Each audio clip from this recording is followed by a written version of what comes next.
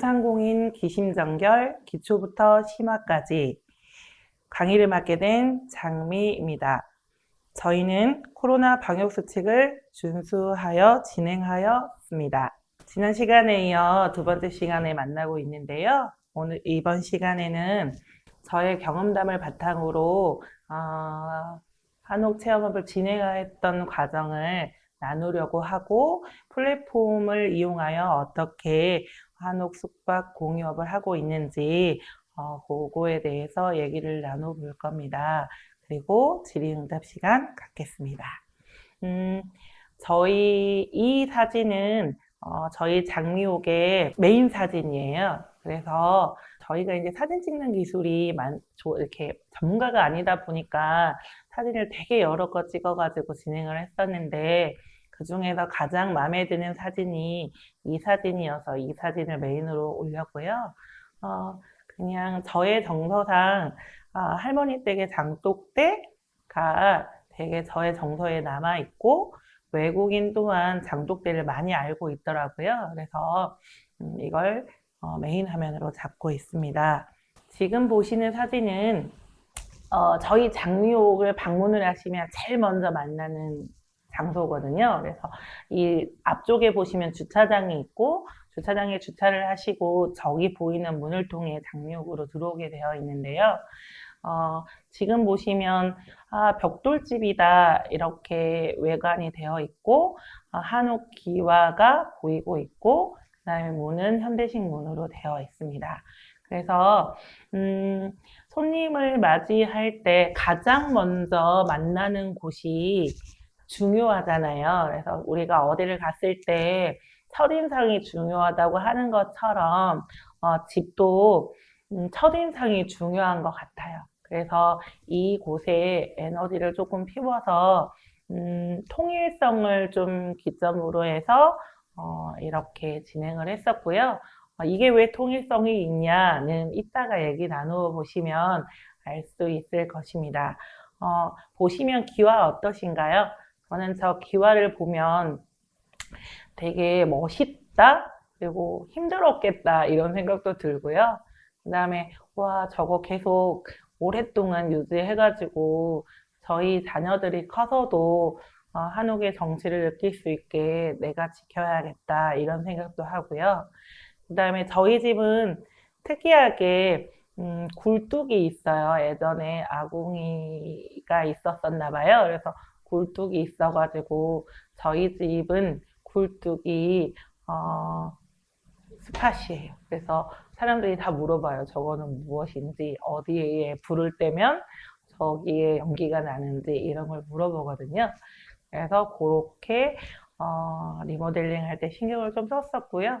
저기 보이는 차양은 구하기 되게 어려웠어요. 왜냐면 이렇게 지금 우산 형태의 차양은 많이 있는데 저건 직사각형 형태의 차양이거든요. 그래서 여기저기 계속 알아보다가 어떻게 하다가 알게 돼가지고 거기에서 구입해가지고 가지고 온 차양이에요. 그래서 리모델링 하실 때 되게 발품도 많이 파셔야 되고, 맞는 컨셉에 맞는 소품 구하는 것도 되게 중요하거든요. 그래서 그렇게 리모델링에 신경을 썼습니다.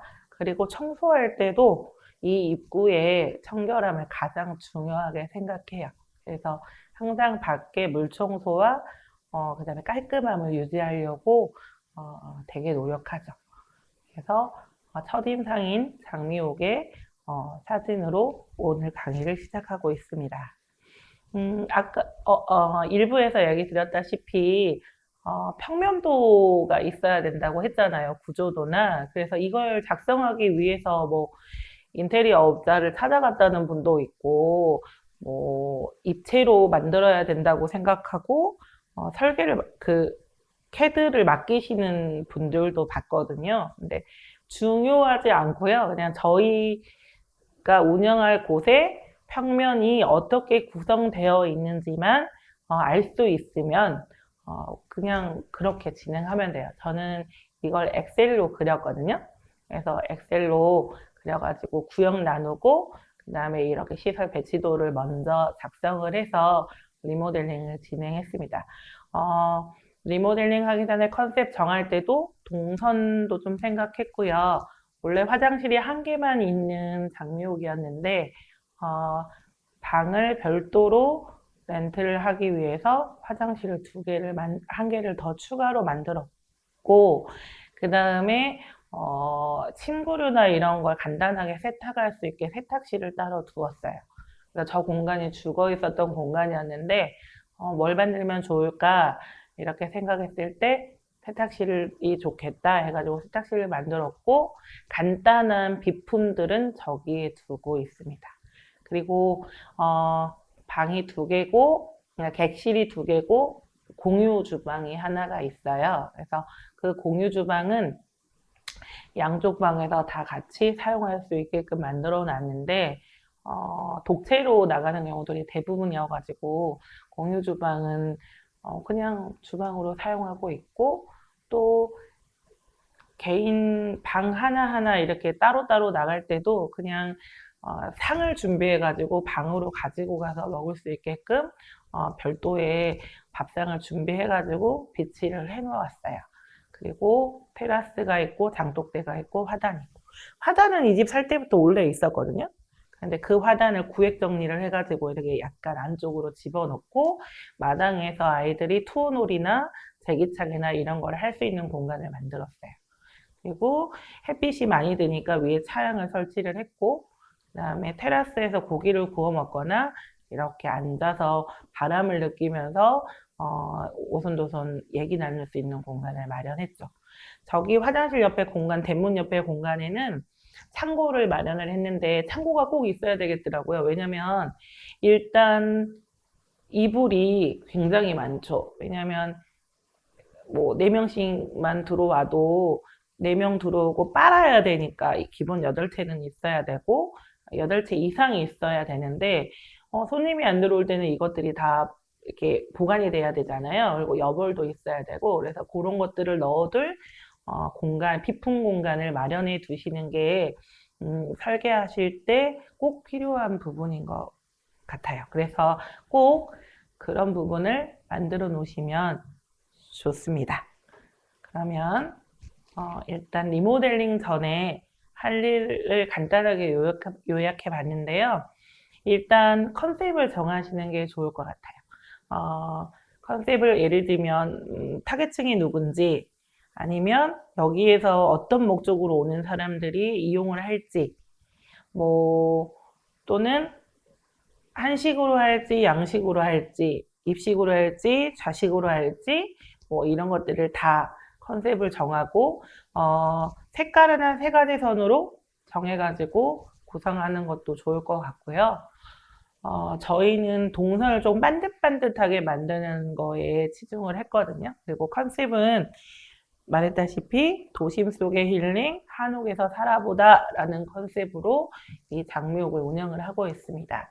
그래서 컨셉이 정해지고 나면 구역을 나누고, 이 구역을 나눌 때 조금 더 반드시 그 다음에 개인 공간이 유지되고 또 함께 있는 공간도 유지되고 그다음에 개인의 프라이버시도 보장이 되는 그런 식의 공간을 만들어야 되고요. 그 다음에 객실이 따로 있기 때문에 화장실도 각자 이렇게 사용하게끔 2개를 만들었고, 하나는 원래 있던 곳에, 하나는 리모델링 할 때 새롭게 구성을 해가지고 만들었고, 부엌도 가운데로 옮기고 이런 작업들을 했죠. 그리고 저희는 리모델링을 가족끼리 했거든요. 왜냐하면 엄마가 원룸을 좀 짓고 계셨고 아버지는 건축 쪽에 일을 하고 계셔가지고 리모델링을 저희 가족들이 모여서 리모델링을 했는데, 그렇다고 해서 저희가 다 공사를 한 건 아니고 인부들을 공정 계획에 맞춰서 인부들을 이렇게 들어오게 해가지고 총 감독을 엄마가 하셔서 진행을 하셨고요. 그런데 저희처럼 할 수 있으신 분들도 있지만 그냥 리모델링을 외부에 맡기시는 분도 있잖아요. 그래서 업체에다 맡기실 분들은 컨셉을 꼭 정하셔서 구역도 조금 의논하면서 나누시고 앞에서 말했다시피 보존할 것과 없앨 것 이런 것들을 또 정리하시고 이거를 없앤다고 무조건 없앨 수 있는 게 아니라 안전진단에 따라서 없애도 되는지 그 다음에 여기에 있어도 되는지, 옮겨도 되는지, 이런 것들을 좀 따져보신 다음에, 미팅 하시면서 리모델링 컨셉을 잡으시고, 리모델링 컨셉이 잡히고 나면 리모델링을 진행하시면 됩니다. 그리고 이 리모델링이 마무리가 되면 비품도 구매하고 소품도 구매해야 하는데, 비품은 크게 이불, 그 다음에 그릇, 그 다음에 뭐 전자제품, 그리고 또 TV, 그 다음에 뭐 인터넷, 여름에는 선풍기, 에어컨, 겨울에는 온풍기, 그 다음에 뭐 이런 것들이 있어야 되겠죠. 그래서 이렇게 계절별로 조금 필요한 것들을 정리하셔가지고 비품을 구매하는데, 저희는 발품을 다 팔았어요. 왜냐면 눈으로 보고 사는 게 조금 더 고르기가 쉬운 사람들이라 그렇게 발품을 다 팔았고요. 요새는 그냥 컨셉 정하고 인터넷에서 다 구매를 해가지고 장바구니에 담아놔요. 왜냐면 택배가 이날 오고 내일 오고 모레 오고 글패 오고 계속 이렇게 매일매일 오면 가서 맨날 택배를 이렇게 받아야 되잖아요. 그럼 너무 번거로우니까 한 가지 팁을 드리면, 일단 장바구니에 다 담은 다음 다 담겨졌다고 생각하면 그 한날 같이 주문을 싹 넣는 거예요. 그러면 거의 1리터 사이에 다 오거든요. 그러면 그 현장에서 받아가지고 비품들을 세팅하시면 되고요. 소품은 컨셉에 맞는 소품을 구매해야 하잖아요. 그래서 소품은 저희 같은 경우는 화장실이나 뭐 부엌은 현대식으로 완전히 편리를 위해서 만들었고, 각 방의 가구나 이런 컨셉은 전통을 느낄 수 있는 자개나 고가구 이런 걸로 비치를 했거든요. 그래서 그렇게 컨셉을 구성을 하셔가지고 진행을 하면 되고요. 소품 구매하실 때 뭐 이런 것까지 라고 생각하는 것까지 구매하시면 만족도가 조금 더 높죠.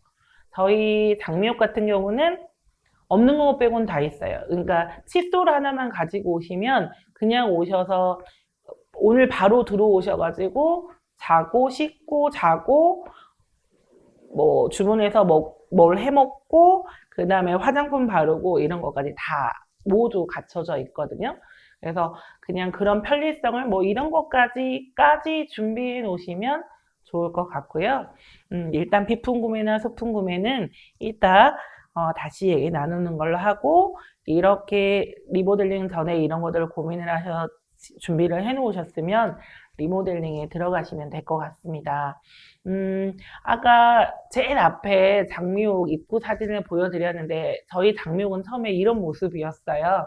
그래서 보시면 왼쪽에 시멘트로 지어진 건물이 하나 있었고요. 오른쪽에 시멘트로 지어진 건물이 하나 있었고, 저 색과 같은 모양으로 벽이 있었죠. 그런데 여기를 다 벽돌색으로 마치고 왼쪽 건물은 철거를 했어요. 저기가 그 애전집에 보면 바깥에 화장실이 따로 있잖아요. 그래서 화장실이 있는 공간이었는데, 그 화장실이 있는 공간이 있다 보니 집이 이게 좀 답답했어요. 바람도 잘 안 통하고 이게 딱 헌하다 이런 맛이 없고 그냥 너무 답답한 느낌이 있어서 저걸 과감히 철거를 하고 저기 아까 테라스를 놓은 거고요. 오른쪽은 지금 화장실이 있는 곳인데, 이 화장실 벽이 시멘트 색깔의 벽이었잖아요. 근데 왼쪽 건물을 무너뜨리고 문을 설치하면서 기둥을 세우는데 벽돌로 세우다 보니 저 시멘트 건물 저것만 놔두기는 너무 어울리지가 않는 거예요. 그래서 앞에서 말했다시피 통일성을 중요하게 생각했다고 했잖아요. 그래서 저기를 어떻게 살려볼까, 있는 거에서 조금만 보완하면 그대로 사용할 수 있겠는데 라는 생각에 파벽돌을 붙이자라는 결과가 나왔고, 같은 색의 파벽돌이 없었는데 벽돌 공장에 가서 파벽돌을 만들어 달라고 해가지고 파벽돌을 다 붙여가지고 색깔을 맞춘 거거든요. 그래서 통일되게 이렇게 완성을 했죠. 그리고 문을 달고 장비용, 그리고 기와를 조금 더 이렇게 늘려가지고 비바지를 했죠. 그래서 원래는 기와가 저만큼밖에 없었는데 더 연결해가지고 기와를 달았고요. 오른쪽 사진을 보면 예전의 입구 사진이에요. 그래서 입구에 들어오면 저렇게 턱이 있고 예전 집의 모습이 그대로 있는 거죠. 그리고 이 집이 옥상이 있었거든요. 그래서 저 건물을 철거를 하면서 옥상도 없어지고 계단도 없어진 거죠. 그래서 앞이 훤하게 보이게 저희는 컨셉을 잡아서 진행을 했습니다. 두 번째로 화단을 보시면 화단이 반듯하지 않고 앞으로 나와 있고 거기에 수도가가 있었거든요. 그래서 한가운데 수도가가 있었는데 저 수도가에 원래는 물고기가 좀 이렇게 살아있는 물고기를 놔두는 그런 수도 같은 걸 놓으려고 했거든요. 어항같이, 돌 어항같이. 그런데 생각해 보니까 애를 키울 때 그런 곳에 가면 엄마들이 모시고 아빠들도 모시었던 것 같아요. 왜냐면 아이가 빠질까봐, 다칠까봐, 그 다음에 그 아이를 관리하느라고 쉬지를 못하고 그 아이 옆에 계속 있었던 것 같거든요. 그래서 위험한 거는 아예 그냥 없애자 해가지고 저 공간을 안쪽으로 구획 정리를 하고 수도를 다른 쪽으로 옮겨서 저 공간에 그냥 화단을 유지하게 만들었죠. 그리고 가운데 사진을 보면 어울리지 않는 흰색 샤시를 다 저렇게 설치를 해놨더라고요. 왜냐면 추웠나 봐요, 집이. 그래서 샤시는 설치를 해야 하는데 그냥 살다 보니 미적 감각 생각 없이 그냥 따뜻하면 된다 이렇게 생각하고 샤시를 달아놓은 거고, 위에 하늘 쪽을 보면 샌드위치 판넬로 비가 들치고 그늘이 안 지니까 저렇게 연장해가지고 샌드위치 판넬로 해마기를 해놨더라고요. 그래서 그것도 다 철거를 했어요. 그리고 마주보는 그 세 번째 사진에 보면 발 받침이 벽돌로 만든 그런 발 받침이었는데 저것도 철거를 했고, 안쪽에 있는 미닫이 문도 불투명이었는데 투명으로 바꿨어요. 그래서 그렇게 진행을 했고요. 그 다음에 여기는 창고를 설치한 공간이거든요. 그래서 원래 옥상으로 올라가는 계단이 있었는데 그 계단이 필요 없어지고 구획 정리를 해서 거기에 비품들을 넣어놓는 창고를 만들었고요. 두 번째 사진을 보면 욕실 옆에 부엌이 있었는데 이 주방을 가운데로 공유 주방으로 옮기고 여기를 통으로 방으로 쓸 수 있게 만들었고요. 세 번째 사진은 원래 석가래가 안에 들어있고 거기에 이렇게 합판 같은 걸로 마감을 쳐서 천장을 반듯하게 만들잖아요. 근데 거기를 다 뜯어내가지고 석가래를 드러나게 하려고 작업을 하던 중이었고요. 그렇게 했더니 안에 있을 때는 흙벽이, 그러니까 흙으로 마감이 필요 없이 저렇게 나무로만 마감을 해도 됐었는데 저거를 오픈을 하니까 흙벽이 흙으로 이렇게 마감을 해야 되는 상황이 오더라고요. 그리고 아까 초반에 말했다시피 석가래, 지난 시간에 말했다시피 석가래가 좋아야 하는데 밖에 석가래는 너무 좋고 예뻤는데 안에는 껍질이 벗겨지지 않은 통나무가 그대로 들어있었고 부족한 강목으로 저렇게 데워 놓으셨더라고요. 그래서 저거를 인부를 사서 다 벗겨냈어요, 껍질을. 그래서 뒤에 보면 사진이 나오니까 그때 얘기 나눌게요. 그리고 벽이 건물을 철거를 하고 나서 맞은편 벽 쪽을 봤더니 벽이 너무 오래돼서 곧 무너질 것 같은 거예요. 그리고 저 벽을 그대로 놔두면 만족도가 너무 떨어질 것 같은 거죠. 그래서 저 벽을 가리고 튼튼하게 보강하는 방법이 없을까라고 생각을 해서 보강 작업을 먼저 했고요. 저기에다가는 라티스라는 나무 판이나 엠블럭이라는 우드 판넬을 다 대서 거기를 다 나무 마감을 했어요. 이따 볼 수 있을 거예요. 그리고 두 번째 사진은 공사하는 과정의 사진이고요. 세 번째는 이제 화장실을 새로 만들었거든요. 공사하는 사진입니다. 여기도 마찬가지로 방 안에 있는 석가래 다 벗겨냈는데 아까 말했다시피 그렇게 나무 판자로 다 되어져 있었는데 지금 껍질을 벗기고 위에 황토 시멘트라는 게 있는데 그 황토 시멘트를 다 이렇게 해서 마감을 하고 있는 지금 사진이거든요. 이렇게 해서 석가래가 다 보이게 만드는 작업이고요. 그 다음에 저기 파란색은 안전 진단을 받았을 때 이 파란색 빔, 그러니까 안전을 위해서 빔을 설치를 해야 된다라고 결론이 나가지고 빔을 몇 군데 설치한 곳이 있어요. 그래서 그 빔을 설치했고요. 저 빔이 저런 색이었는데 저기에다가 편백으로 마감을 해서 네모 반듯하게 마감을 해서 그냥 편백 기둥으로 만들어 놓은 거거든요. 이따가 말씀드릴게요. 여기는 두 번째 화장실 공사하는 거고요. 입구가 아까 이렇게 니은자로 돼가지고 턱이 있었는데 턱 한쪽을 다 없애고 그쪽에는 테라스를 만들었고요. 테라스에 6인 정도 앉을 수 있는 테이블을 배치했고 그 다음에 등받이 있는 의자면 좋겠지만 그러면 이렇게 이동이 좀 불편하니까 이렇게 벤치형으로 의자를 제작해서 만들었고 벽을 보면 아까 그 포강 작업했던 곳 벽인데 저렇게 엠블럭이라는 자재를 가지고 벽을 구성을 했고 그 옆에는 라티스라는 되게 저렴한 그 자재인데 그 라티스로 이렇게 등나무 같은 게 타고 올라가서 조금 정취를 느낄 수 있게 하려고 라티스라는 재료를 이용해서 정원을 꾸몄죠. 그리고 보시면 알겠지만 저렇게 떡방아 찍는 그런 것도 있고 제일 앞에 봤던 그런 맷돌 같은 것도 있고 그 다음에 디딤돌, 다디미돌 같은 걸로 발판을 만든 경우도 있어요. 그래서 그거는 어디서 구입하시는지 제가 진행하면서 말씀드릴게요.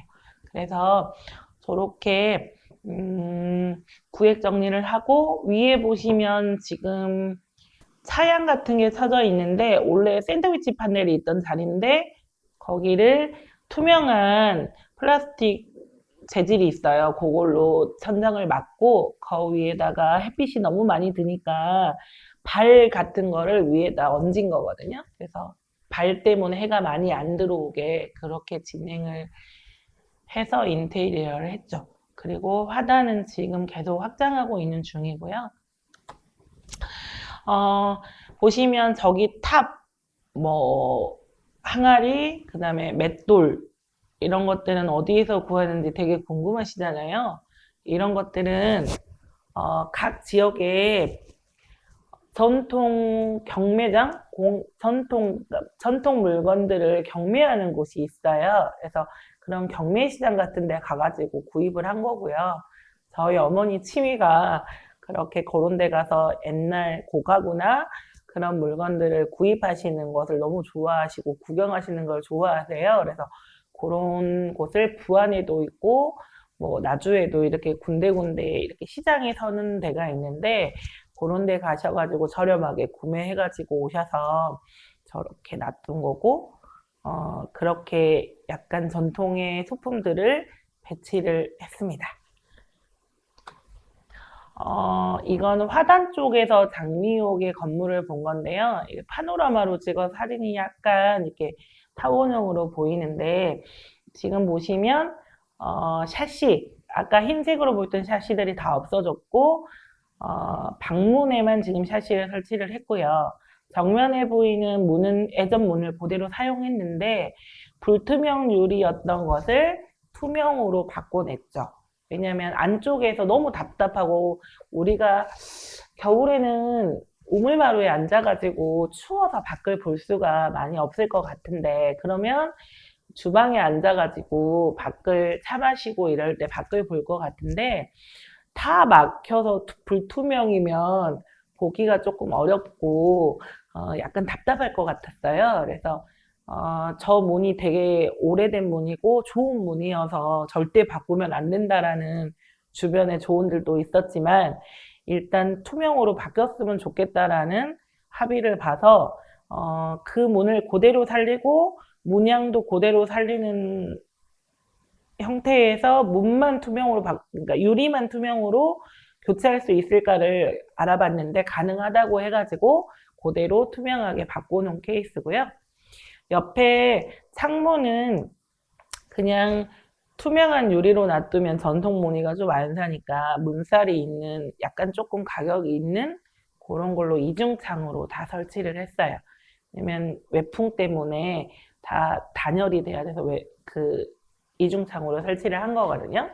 그리고 넘어가면 이 우물마루라는 마루가요, 원래 있었던 게 아니에요. 그래서 이 우물마루를 팔더라고요. 그 전통시장 같은 데서.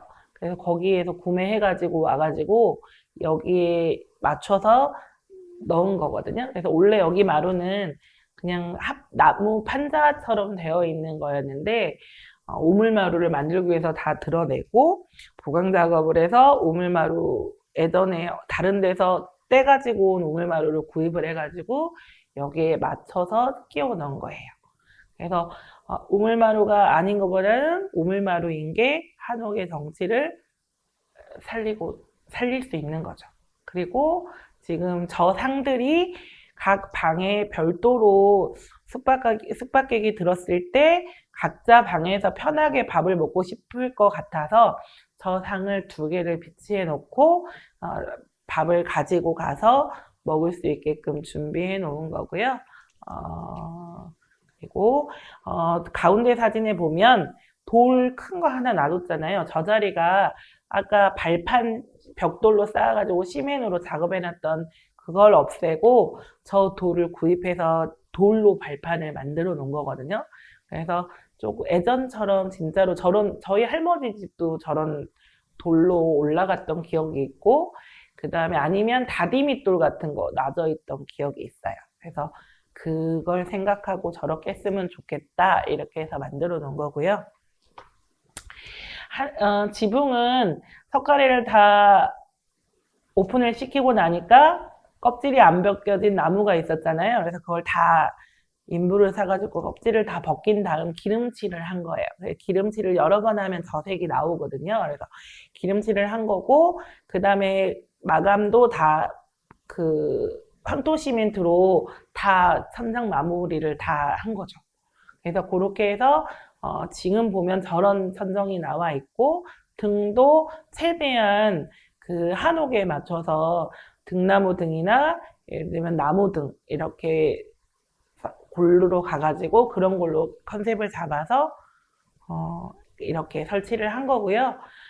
모든 유리는 다 단열을 생각해서 외풍이 안 들게 마감을 했어요. 그래서 겨울에 오시면 많이 추울까봐 걱정을 했는데 그런 것들이 다 막아져 있고 그런 것들을 좀 더 신경 써서 작업을 했죠. 그리고 이거는 방의 컨셉인데 저희는 방이 2개가 있는데 하나가 더 크고 하나가 조금 더 작아요. 그래서 양쪽 다 화장실 설치를 했고요. 한쪽은 자개 컨셉이고요. 한쪽은 고가구 컨셉이에요. 그래서 왼쪽에 있는 방은 모든 방이 다 자개농이 있고 그 다음에 전통 도자기 같은 걸로 설치를 했고요. 그 다음에 각 방의 이불들도 저렇게 세팅을 했고, 그 다음에 옷걸이를 비치해서 그냥 저희가 어디 펜션에 놀러 가면 옷 걸어놓을 데가 없어서 막 바닥에 놔두고 막 이러는데 옷걸이가 있으면 좋겠다 이런 아이디어가 있어서 옷걸이를 설치를 해놨었죠. 그리고 한쪽 방은 거실을 통해서 부엌을 들어가고요. 오른쪽 방은 바로 통하는 문이 있어요. 그래서 바로 들어가는데 양쪽 방 중에 어떤 방을 더 선호하냐? 부엌을 바로 갈 수 있는 방을 훨씬 선호해요. 그래서 독채로 이 집을 얻으면 이 집을 숙박을 하시면 도란도란 방이 훨씬 조용하고 넓고 아늑하고 이게 편하거든요. 그런데 대부분 나가시고 나시면 오순도순 방에서 묵었던 경우가 훨씬 많아요. 그래서 왜 그럴까 생각을 해봤더니 주방을 가기가 조금 편한 거 그거의 장점이 되게 많이 작용하는 것 같아요. 그래서 오히려 오순도순 방은 버스 소리도 들리고 주변 소리가 조금 많이 들리는데 오히려 오순도순 방에서 묵어가는 경우들이 훨씬 많습니다. 화장실 컨셉은 2가지인데요. 하나는 이런 블랙 앤 골드 라는 컨셉이고요. 색깔은 3가지 이상 안 들어가게 하려고 노력했고요. 원래 욕실 공사를 해보시면 알겠지만 바닥재와 그 벽 타일을 같은 색으로 맞추는 경우들이 거의 없어요. 근데 이건 좀 특색 있게 저희가 좀 같은 색으로 맞췄고, 왜냐하면 검정색하고 골드가 들어갈 거기 때문에 다른 색깔이 화려하면 안 됐었거든요. 그래서 이렇게 선택을 했고, 그 다음에 도기를 넣고, 이쪽 방은 넓어서 그 욕실 막는 가벽이 있고요. 그 다음에 보시다시피 모든 제품들은 다 세팅을 해놨고 드라이까지 다 세팅이 되어 있습니다. 그래서 치약, 그 다음에 폼 클렌징, 뭐 이렇게 얼굴 씻는 거 로션, 스킨 로션, 그 다음에 몸 씻는 거, 머리 감는 거 이렇게 다 같이 준비해 둬져 있고요. 반대쪽 화장실인데 반대쪽 화장실은 이렇게 옐로우 컨셉으로 약간 아이보리색으로 컨셉을 잡았고요. 똑같아요. 화장실이 조금 작은 대신 세탁실하고 같이 연결되어 있고, 아까처럼 샤워 부스는 없지만 샤워를 할 수 있게끔 연결되어 있고, 비품들도 다 그대로 똑같이 연결되어 있고, 그래서 이렇게 있고, 세탁실이 바로 옆에 있는데 거기는 세탁 커튼으로 막아져 있고 세탁기와 다른 비품들이 있고요. 수건 하나를 놓는 것도 두 번째 사진에 보면 호텔식 수건 개는 법 뭐 이런 게 나와 있더라고요. 그래서 그런 걸로 수건을 개워서 이쁘게 배치하려고 노력했습니다. 그리고 저희는 거주를 안 하기 때문에 화장지가 뚝 떨어지거나 이러면 난감하시잖아요. 그래서 항상 여유 있게 화장지를 넣어 놓고 있어요. 그래서 그거는 항상 챙겨 놓고 갔을 때 꼭 체크해 보는 품목 중에 하나거든요. 그래서 그런 것들을 조금 배려의 차원에서 잘 점검하시는 게 좋습니다. 이건 공유 주방인데요. 양쪽의 손님이 다 사용하고 독채로 얻으면 전체를 사용하니까 주방의 컨셉은 요리가 편해야 되고 그 다음에 모여서 오순도순 얘기해야 되고 그 다음에 이걸 공유 공간으로 사용할 계획이 있어가지고 티부스를 따로 만들었어요. 그래서 차를 타서 먹을 수 있는 부스를 따로 만들었고요. 그 다음에 창을 일부러 냈고 바람을 통하라고 그 다음에 상부장을 설치하지 않았어요. 왜냐하면 집안 살림처럼 그릇을 많이 놔둘 필요가 없잖아요. 그래서 그릇을 많이 놔둘 필요가 없어요. 상부장이 필요가 없었고요. 그래서 모든 것은 다 안쪽으로 집어넣고 그 다음에 테이블 설치와 전통 물품 장식하는 공간을 따로 마련해서 그렇게 컨셉을 잡아놓았습니다. 그리고 공유 주방 이쪽 편 저쪽 편을 보여드리는 건데 오른쪽 하단에 보시면 옛날 재봉틀 저거 요새 되게 귀하게 구하기 어렵다고 하시던데 재봉틀 같은 것도 있고 저희 엄마가 발품 팔아서 그 전통시장에 가서 구입해 놓으신 여러 가지 물품들을 그냥 전시 목적으로 놔둔 거고요.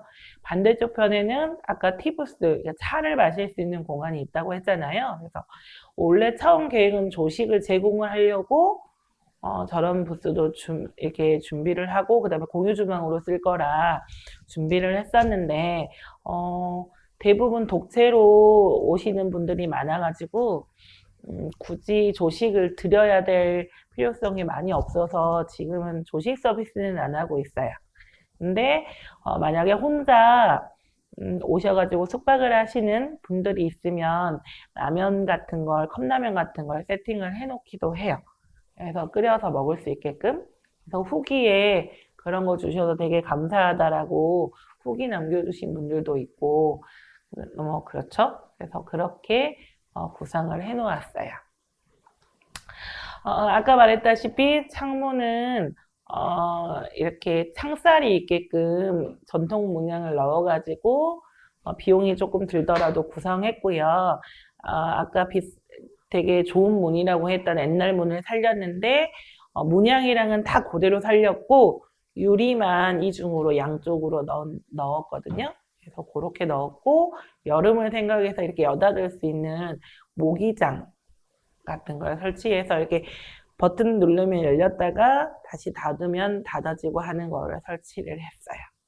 그리고 넘어가시면 장미옥의 첫인상이 장미옥 건물을 딱 마주할 때이기도 하지만 주인의 첫인상은 사실은 맞이하는 웰컴 문구나 웰컴 티나 이런 친구류인 것 같거든요. 그래서 친구류도 저렇게 세팅을 해놓고 그 다음에 장미옥 사용 설명법 같은 것도 세세하게 적어놓고 그 다음에 오시면 웰컴 티, 웰컴 쿠키를 예전 그런 밥그릇 같은 데다 넣어가지고 침대밭에다 올려놔 드리는 거죠.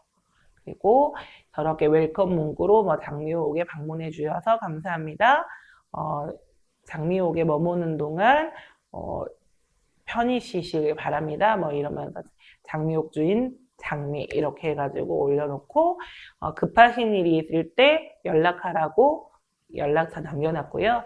그 다음에 방마다 열쇠가 있어서 열쇠를 같이 드려요. 그래서 그렇게 열쇠까지 같이 넣어 놓는 거죠. 그래서 그렇게 어디 나가실 때 문 잠그고 나가시라고. 그리고 대문은 번호키거든요. 왜냐하면 저희가 계속 문을 열어줄 수는 없으니까 번호를 매번 바꿔서 번호를 이렇게 웰컴 문구 보낼 때 문자 보낼 때 번호를 알려드리는 거죠. 그래서 저렇게 세팅을 해놓았고요. 그 다음에 그릇도 그냥 다 뭐 싱크대 밑에 쪽에 이렇게 쌓아서 놔둔 게 아니라 컨셉별로 서랍에 넣어가지고 수저 젓가락 다 세팅해가지고 4인용으로 다 준비가 되어 있어요. 그래서 본인들이 원하시는 그릇을 선택하셔서 꺼내셔 드시면 되고요.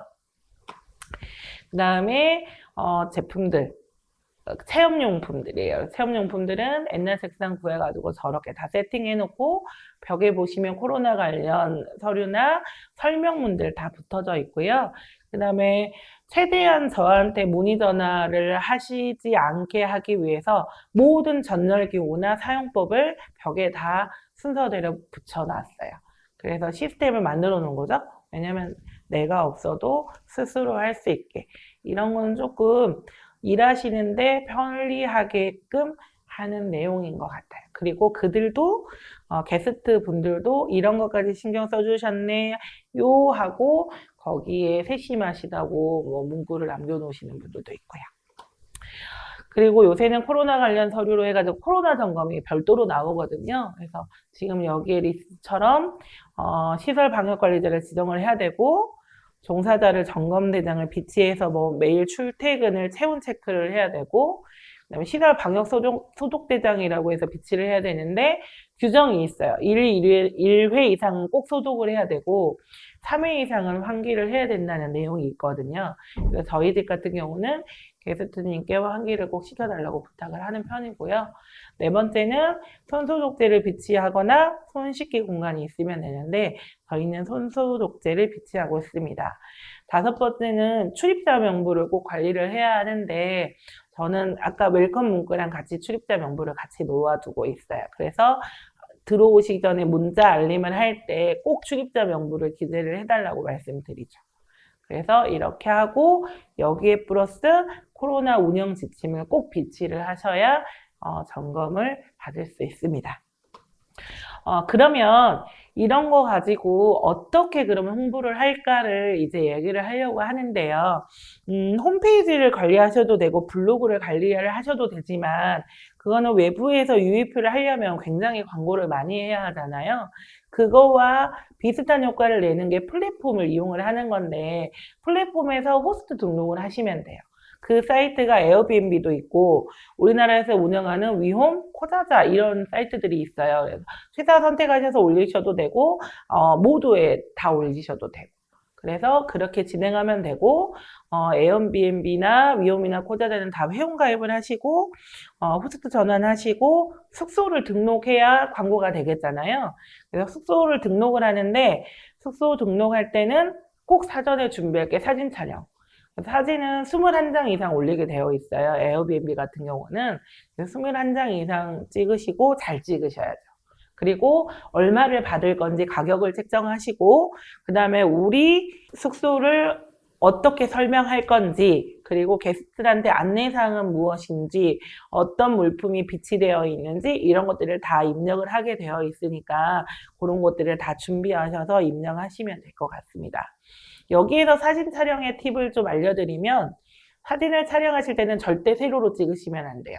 세로로 찍으시면 너무 사진이 이렇게 위로 갔다 옆으로 갔다 막 하거든요. 그래서 무조건 가로로 찍으시고 4대3으로 비율을 4대3 비율로 맞춰가지고 찍으시면 좋습니다. 그리고 에너지를 피워야 할 것이 메인 사진입니다. 그래서 메인 사진은 꼭 여러 컷 찍어서 지인들한테 공유해가지고 어떤 사진이 제일 괜찮냐고 골라달라고 해주시면 되고요. 자연광이 있을 때 찍으시면 사진이 조금 예쁘게 나오거든요. 그리고 소품들, 뭐 휴지통이나 뭐 이런 잡다한 물건들은 다 싱크대 안에나 이런 데다 넣어놓고 큼직큼직한 것들에만 놓고 사진을 찍으셔야 깔끔하고 예쁘게 나오거든요. 그리고 그 다음에 할 일이 예약 관리.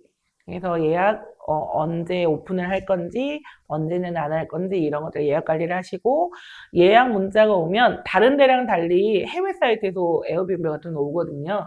그래서 알림 소리가 좀 달라요. 그리고 굉장히 반가우실 거예요. 그래서 예약이 들어오면 그거에 관련된 문자를 일단 예약을 하면 감사의 문자를 돌리고, 예약이 확정되면 확정해 주셔서 감사합니다. 그리고 기본 안내사항 보내고, 입실날, 입실 전에 비번이랑 뭐 안내사항 이렇게 3번에 걸쳐서 보내고, 가시고 나면 또 보내고, 이렇게 다 문구를 작성해 놨다가 예약 발송하시면 되거든요.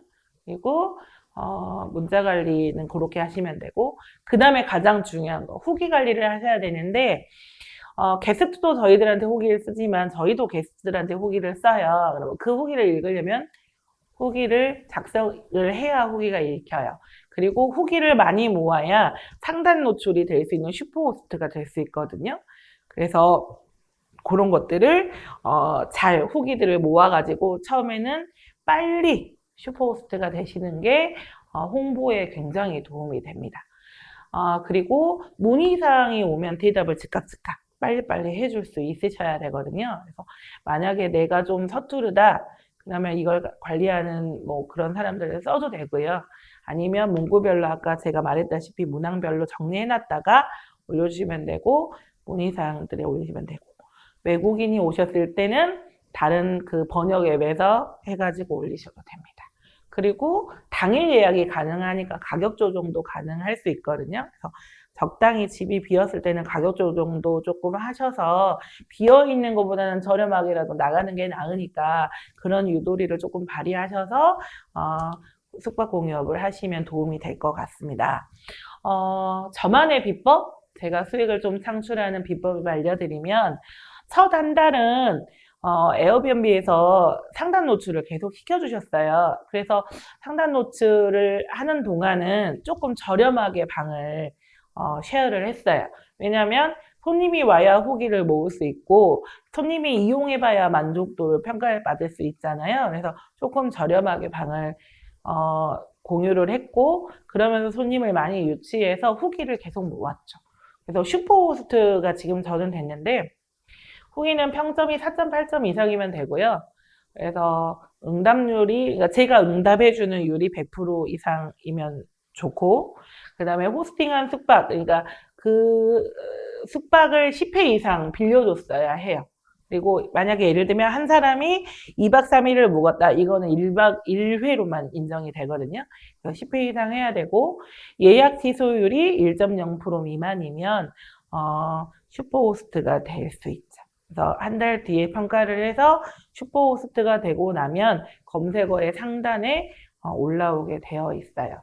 그리고 에어비앤비로 추가 수익을 얻으려면 추천 포인트 같은 게 있거든요. 그래서 내가 추천을 해서 호스트로 가입을 해도 저한테 소득이 되고요. 그 다음에 이렇게 꼭 게스트로 제가 이렇게 추천을 해가지고 가입을 하면 그것도 되고, 그래서 추천 포인트 같은 게 있어요. 그리고 두 번째 저의 비법은 적극적으로 후기를 모았던 것 같아요. 그래서 그 장미용 내에 이런 메모지를 비치해서 개선점이나 이런 것들을 다 받았죠. 근데 개선점은 따로 없고요.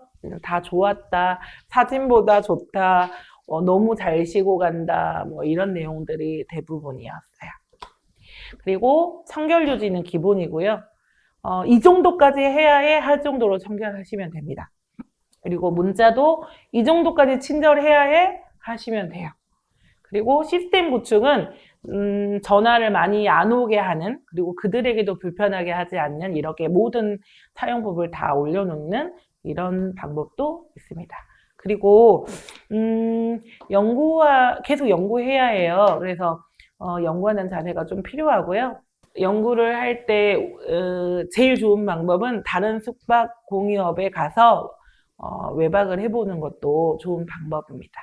그래서 이런 것들이 갖춰지는 게 좋은 호스트가 될 수 있고 소득을 많이 올리는 자만의 비법이고요. 지금도 장미옥은 계속 업그레이드 되고 있어요. 그래서 이제 지금 벽화를 하나 그리려고 지금 준비하고 있는데 손님이 많이 온다고 해서 계속 이 손님이 올 건 아니잖아요. 그래서 계속 지금 업그레이드를 계속 하고 있죠. 그래서 머물러 있지 않고 계속 장미옥은 구르고 있습니다. 시작하려는 분들에게 제가 마지막으로 한 말씀 드리고 싶은데 이런 말씀을 해드리고 싶어요. 그래서 제가 되게 좋아하는 말인데 인생은 곱셈이다. 어떤 찬스가 주어져도 내가 0이면 아무런 의미가 없대요. 저의 오늘 강의를 들으시는 분도 어찌됐건 저의 강의를 들었잖아요. 그러면 본인이 준비되지 않으면 아무런 의미가 없는 거죠. 그래서 들으셨으면 알아보시는 작업, 고민해 보시는 작업을 해보셨으면 좋겠습니다.